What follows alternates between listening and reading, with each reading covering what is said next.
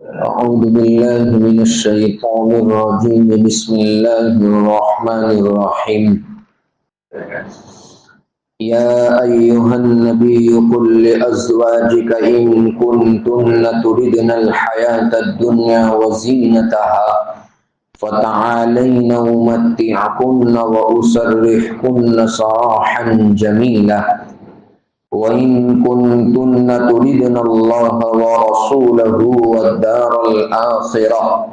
فإن الله أعد للمحسنات منكن أجرا عظيما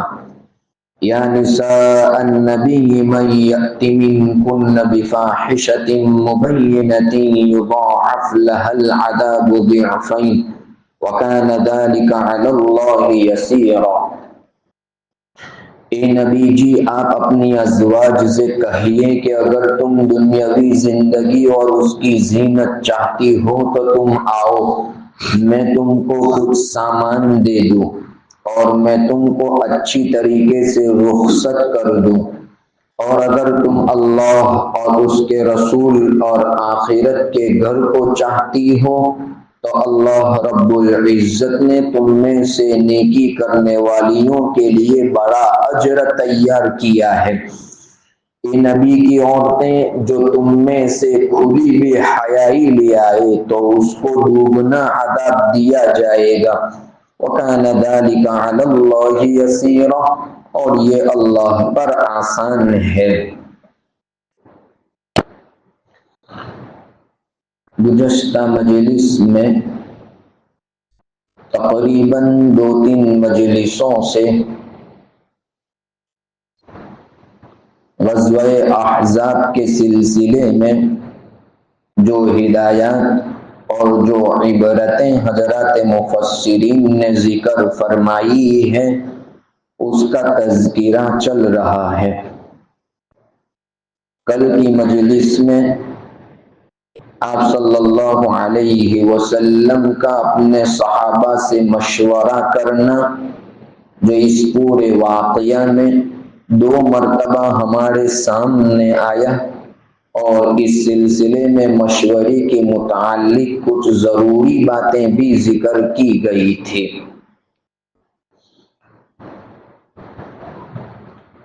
اس واقعے کے ماتحت ایک اور بات حضرات مفسرین تحریر فرماتے ہیں کہ اس پورے واقعے کے اندر دیکھا جائے تو آپ صلی اللہ علیہ وسلم کا اللہ کی طرف رجوع کرنا ہمیں معلوم ہو رہا ہے۔ اللہ کے رسول صلی اللہ علیہ وسلم کی ہمیشہ یہ عادت رہی ہے کہ جب بھی کوئی اہم کام درپیش ہوتا تھا تو آپ صلی اللہ علیہ وسلم فوراً اللہ کی طرف متوجہ ہو جاتے تھے۔ اس واقعے میں بھی دیکھا جائے تو 2 مقام کے اوپر 2 جگہوں پر اللہ کے رسول صلی اللہ علیہ وسلم کا رجوع الی اللہ یعنی اللہ کی طرف رجوع کرنا معلوم ہو رہا ہے۔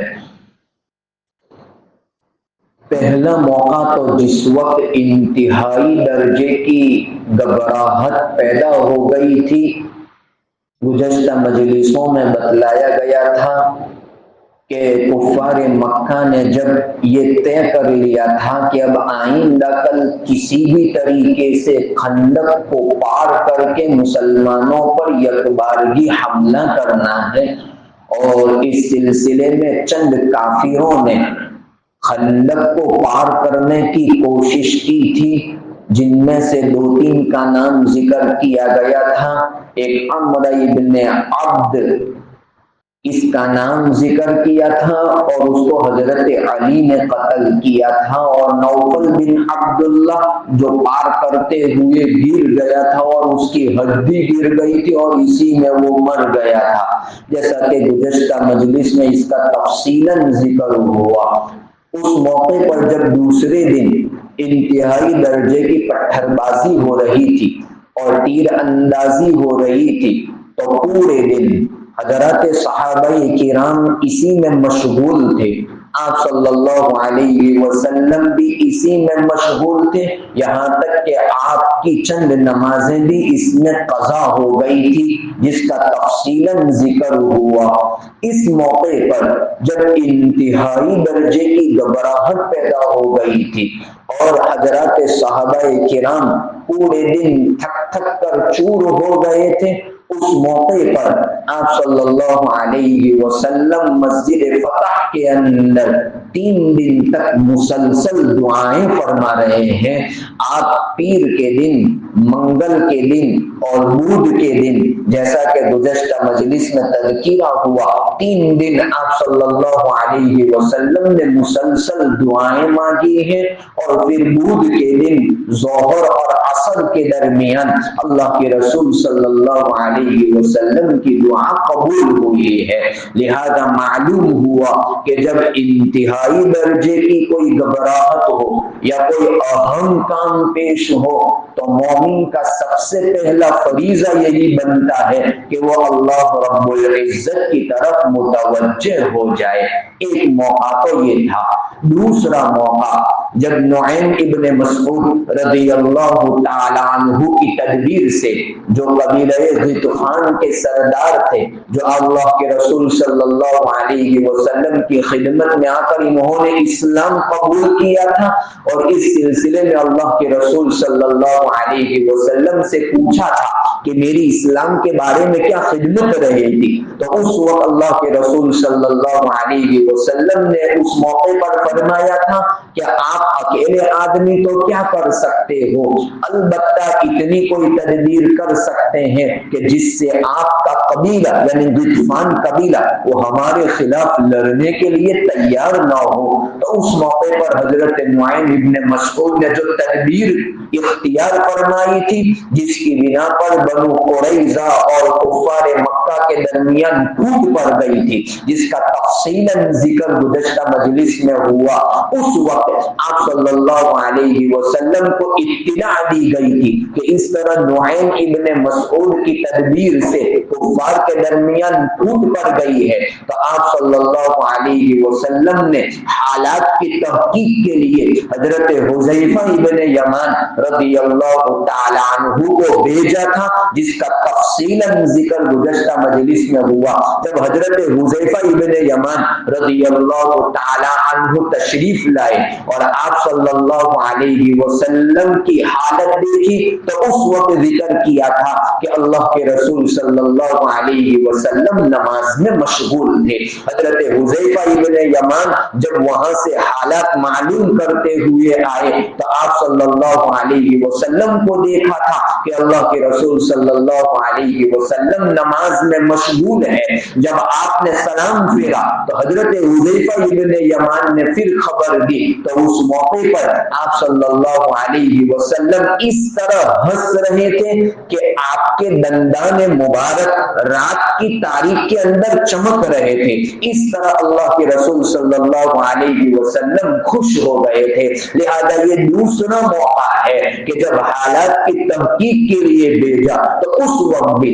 اللہ کے رسول صلی اللہ علیہ وسلم اللہ کی طرف رجوع فرماتے، بلکہ غزوہ بدر کے موقع پر تو حالات انتہائی نازک تھے، بہت کم تعداد تھی اور ادھر بہت بڑی تعداد تھی، سامان بھی اتنا تھا نہیں اور حالات بہت نازک تھے۔ اس موقع پر حضرت علی رضی اللہ کے تمام صحابہ صلی اللہ علیہ وسلم کو میں نے دیکھا کہ ایک درخت کے نیچے آپ نماز میں مشغول ہے اور پوری رات سجدے کے اندر دعا فرما رہے ہیں اور اللہ سے فرما رہے ہیں کہ اللہ یہ تھوڑی جماعت ہے، اگر یہ آج ہلاک ہو گئی تو زمین کے اوپر تیری عبادت کرنے والا کوئی نہیں بچے گا۔ ان الفاظ کے ذریعے اللہ کے رسول صلی اللہ علیہ وسلم دعا فرما رہے تھے۔ اس سے بھی معلوم ہوا کہ جب بھی کوئی اہم کام پیش آئے تو اللہ کی طرف رجوع کرنا چاہیے۔ حضرت حذیفہ ابن یمان ہی رضی اللہ تعالیٰ عنہ، انہی کی روایت ہے کہ نبی کریم صلی اللہ علیہ وسلم کی عادت شریفہ بیان فرماتے ہیں کہ جب بھی کوئی کام پیش آتا تھا آپ فوراً نماز کی طرف چل پڑتے تھے۔ جب بھی کوئی کام پیش آتا تھا آپ فوراً نماز کی طرف چل پڑتے تھے۔ اسی لیے تو قرآن کریم نے ذکر کیا ہے یا ایھا الذین آمنوا استعینوا بالصبر والصلاۃ، اگر اللہ کی مدد چاہتے ہو تو صبر کے ذریعے اور نماز کے ذریعے اللہ کی مدد چاہی جاتی ہے۔ حالانکہ صبر کے اندر نماز آ ہی گئی تھی۔ عام طور پر صبر کے معانی ہم یہ سمجھتے ہیں کہ کوئی مصیبت آ جائے تو اس مصیبت کے اوپر برداشت کرنا، شکوے شکایت نہ کرنا، اس کو صبر کہا جاتا ہے۔ یقیناً یہ بھی صبر ہے، لیکن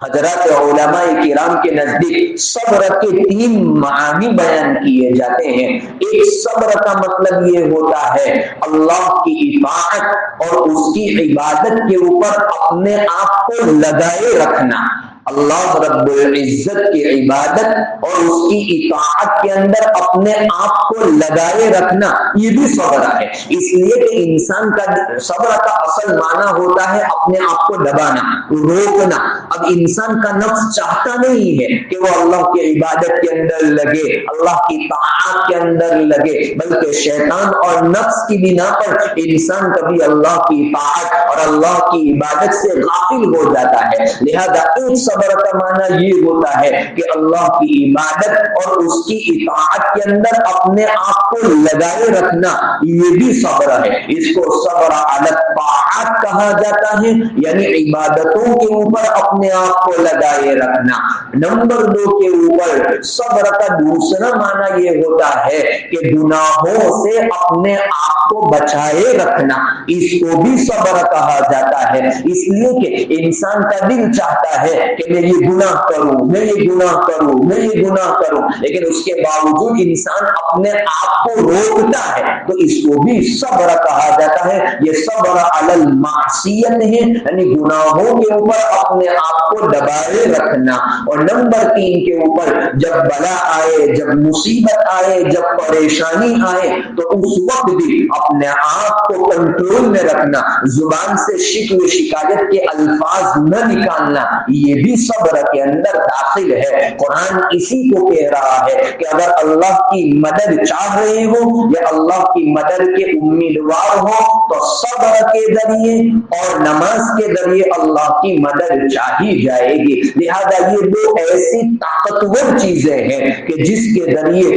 اللہ کی مدد کو متوجہ کیا جاتا ہے۔ اسی لیے تو حضرت ابو ہریرہ رضی اللہ تعالی عنہ فرماتے ہیں کہ ایک مرتبہ میرا پیٹ بہت درد کر رہا تھا، انتہائی درجے کا میرا پیٹ درد کر رہا تھا، لہذا میں اسی درد کی حالت میں سویا ہوا تھا۔ اللہ کے رسول صلی اللہ علیہ وسلم وہاں پر سے گزرے اور فرمایا کیا ہوا؟ تو کہا کہ پیٹ میں بہت درد ہو رہا ہے۔ اللہ کے رسول صلی اللہ علیہ وسلم نے فرمایا اٹھ نماز پڑھ۔ آپ صلی اللہ علیہ وسلم نے فرمایا اٹھ نماز پڑھ۔ حضرت ابو ہریرہ رضی اللہ تعالیٰ عنہ فرماتے ہیں میں کھڑا ہو گیا اور میں نے نماز پڑھی ہی، نماز پڑھ لی تو نماز پڑھنے کے بعد میرا درد ختم ہو گیا، معلوم ہی نہیں ہو رہا تھا کہ نماز سے پہلے اس طرح کا درد ہو رہا تھا۔ اس لیے اللہ کی مدد متوجہ کرنا چاہتے ہیں تو ایسی صورت میں نماز اور صبر ایک ایسی طاقتور چیز ہے کہ اس کے ذریعے اللہ کی مدد کو متوجہ کیا جاتا ہے۔ ترمذی شریف کی روایت ہے، اللہ کے رسول صلی اللہ علیہ وسلم فرماتے ہیں کہ جب کسی بندے کو کسی بھی سے کوئی ضرورت ہو، چاہے کسی بندے سے ضرورت ہو یا چاہے اللہ رب العزت سے اس کی ضرورت ہو، تو اس کو چاہیے کہ اچھی طرح وضو کرے۔ ترمذی شریف کی روایت ہے کہ جب کسی بندے کو کسی سے ضرورت ہو، کوئی کام کسی سے کروانا ہے یا کسی آدمی سے کوئی ضرورت ہے یا اللہ رب العزت سے ضرورت ہے تو اللہ کے رسول صلی اللہ علیہ وسلم فرماتے ہیں اس کو چاہیے کہ اچھی طرح وضو کرے اور اس کے بعد 2 رکعت نماز پڑھے اور نماز پڑھنے کے بعد اللہ رب العزت کی حمد و ثنا کرے اور اس کے بعد یہ دعا پڑھے لا الہ الا اللہ الحلیم الکریم سبحان اللہ رب العرش العظیم والحمد للہ رب العالمین اسألک موجبات رحمتک وعزائم مغفرتک والغنیمة من كل بر والسلامة من كل اثم لا تدع لي ذنبا الا غفرت ولا هما الا فرجت ولا دينا الا قضيت ولا مريضا الا شفيت ولا حاجة من حوائج الدنيا والآخرة هي لك رضا الا قضيتها يا ارحم الراحمین. اگر یہ دعا پڑھے گا تو اللہ رب العزت اس کی ضرورت کو ضرور پورا فرما دیں گے. آپ صلی اللہ علیہ وسلم فرماتے ہیں کہ اللہ رب العزت اس کی ضرورت کو ضرور پورا فرما دیں گے. اس لیے اگر اللہ رب العزت کی مدد کے ہم امیدوار ہے خصوصی طور پر ایسے حالات میں جو کہ فتنہ اور فساد کا عالم ہے, ایسے وقت میں اگر اللہ کی مدد چاہتے ہیں تو نماز ہی ایک ایسا راستہ ہوگا کہ جس کے ذریعے ہم اللہ کی طرف اور اللہ کی مدد کو چاہیں گے. دوسری جگہ کے اوپر قرآن اسی کو ذکر کرتا ہے وَاسْتَعِينُوا بِالصَّبْرِ وَالصَّلَاةِ, تم نماز اور صبر کے ذریعے اللہ کی مدد چاہو. جگہ جگہ کے اوپر اللہ کی مدد متوجہ کرنے کے لیے نماز کا ذکر کیا گیا ہے اور عادت شریفہ رہی تھی کہ آپ ہر مشکل کو دور کرنے کے لیے اللہ ہی کی طرف متوجہ ہوتے تھے. تو اس واقعے سے ہمیں رجوع اللہ کے رسول صلی اللہ علیہ وسلم کا معلوم ہوا. ایک اور بات اس واقعے سے معلوم ہوتی ہے کہ اس پورے واقعے میں اگر ذکر کیا جائے تو اللہ کے رسول صلی اللہ علیہ وسلم اور حضرات صحابہ کرام کا آپس میں تعاون, مہربانی, شفقت کا معاملہ نظر آتا ہے. اس پورے واقعے کے اندر دیکھیں گے اللہ کے رسول صلی اللہ علیہ وسلم نے حالانکہ اتنے سنگین حالات ہیں, وہ واقعے پر فاتح تھے, لیکن اس کے باوجود اپنے صحابہ کرام کے اوپر کبھی بھی سختی نہیں فرمائی بلکہ مہربانی ہی کا سلوک فرمایا, شفقت ہی کا سلوک فرمایا ہر وقت. بلکہ صحابہ کرام کی تکلیف کو دور کرنے کی آپ کوشش فرماتے رہتے تھے. حتیٰ کہ ایک مرتبہ جیسا کہ واقعے کے اندر ذکر کیا تھا حضرت جابر رضی اللہ تعالیٰ عنہ نے اللہ کے رسول صلی اللہ علیہ وسلم سے کھانے کا ذکر فرمایا کہ چلو میرے گھر کے اوپر کھانے کے لیے تشریف لے چلے. تو آپ صلی اللہ علیہ وسلم نے یہ گوارا نہیں فرمایا کہ میں تمہیں تنہا جابر کے گھر کے اوپر کھانا کھا لوں,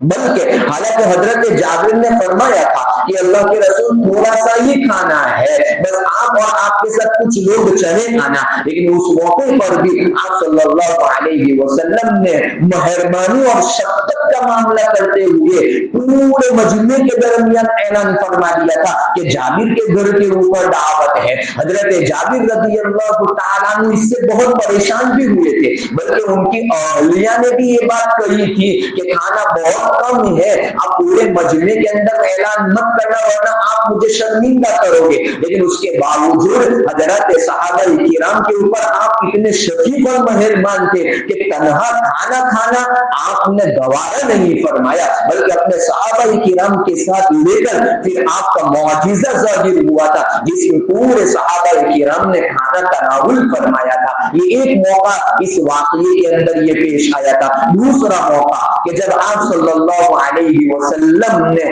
جتنا حصہ اپنی خندق کے کھودنے کا دوسروں کے درمیان تقسیم فرما دیا تھا تو آپ صلی اللہ علیہ وسلم بھی عام لوگوں کی طرح अपना एक हिस्सा खोदने के अंदर शरीक रहे थे। हत्ता कि जैसा कि गुज़श्ता मजलिस में बतलाया था कि आप मिट्टी उठाकर बाहर निकाल रहे थे, हालांकि वक्त के नबी है, लेकिन उसके बावजूद शफकत और रहमत तो देखिए कि नहीं, ऐसा कभी नहीं कि मेरे सहाबा तो काम के अंदर लगे रहे और मैं तन्हे तन्हा बैठा रहा हूं, बल्कि मेहरबानी का सुलूक करते हुए आप खुद काम के अंदर लगे हैं। और हजरत सहाबा किराम के अंदर भी ये जज्बा मौजूद था कि जब एक जमाअत का हिस्सा खोद दिया जाता तो ये नहीं कि हमारे हिस्से में जितना हिस्सा था तो बस, अब बल्कि दूसरी जमाअत की मदद करने के लिए भी चले जाते थे। ये आपस की मेहरबानी और आपस का शफकत का मामला था। हजरत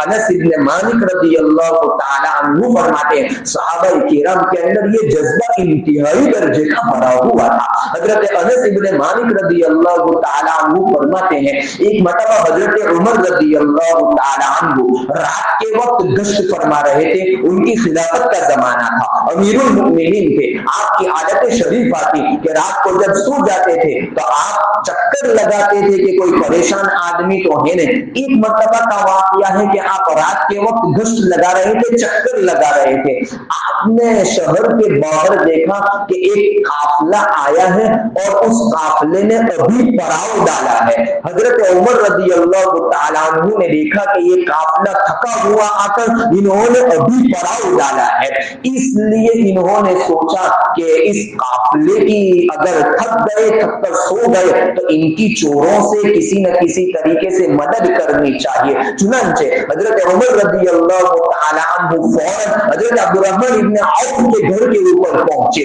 और कहा कि चलो हम जा रहे हैं। हजरत अब्दुल्ला इब्न औफ ने कहा कि इस रात के वक्त आप हमें कहां ले जा रहे हैं, और ऐसे वक्त के अंदर तो आपके आने की आदत है नहीं, आप कहां ले जा रहे हैं। तो उस मौके पर कहा कि चलो मेरे साथ, और फिर रास्ते में फरमाया कि ये काफिला अभी रात के वक्त आया हुआ है और इसी ने हमारे शहर के बाहर पड़ाव डाला है, अब बेचारा थक कर आया है, वो सो जाएगा, तो ऐसी सूरत में कहीं चोर और डाकू आकर इनके सामान को लूट न ले, इसलिए हमें इनकी निगरानी करनी है। दोनों सहाबाए किराम ने पूरी रात इस काफिले की निगरानी फरमाई है। ये शफकत का मामला, ये रहमत का मामला था कि हालांकि वक्त के अमीरुल मुमिनीन है, खिलाफत इनके हाथ के अंदर है, लेकिन ऐसे वक्त में पूरे काफिले की वो निगरानी कर रहे हैं। ये आप इसीलिए कुरान का इनकी तारीफ करता है, वो आपस के दरमियान बहुत रहमत करने वाले, शफकत का मामला करने वाले थे। नबी करीम सल्लल्लाहु अलैहि वसल्लम की आदत शरीफा भी इस वाक़ये से यही मालूम होती है कि अल्लाह के रसूल सल्लल्लाहु अलैहि वसल्लम आपस में बहुत मेहरबान और बहुत शफीक और मुशफिक थे। इसीलिए तो नबी करीम सल्लल्लाहु अलैहि वसल्लम फरमाते हैं कि अल्लाह रब्बुल इज्जत मेहरबान है और मेहरबानी को पसंद फरमाते हैं। आप सल्लल्लाहु अलैहि वसल्लम फरमाते हैं कि अल्लाह रब्बुल इज्जत मेहरबान है और मेहरबानी को पसंद फरमाते हैं। इसलिए ऐसे मौके के अंदर हमें भी एक दूसरों के साथ रहम करम और फजल का मामला करना चाहिए। ये चंद बातें इस वाक़ये के मातहत और हिदायत के पेश नजर हजरत मुफस्सिरीन ने जिक्र फरमाई है। इंशाअल्लाह इंदा मजलिस से आगे वाली आयत के सिलसिले में जिक्र करें।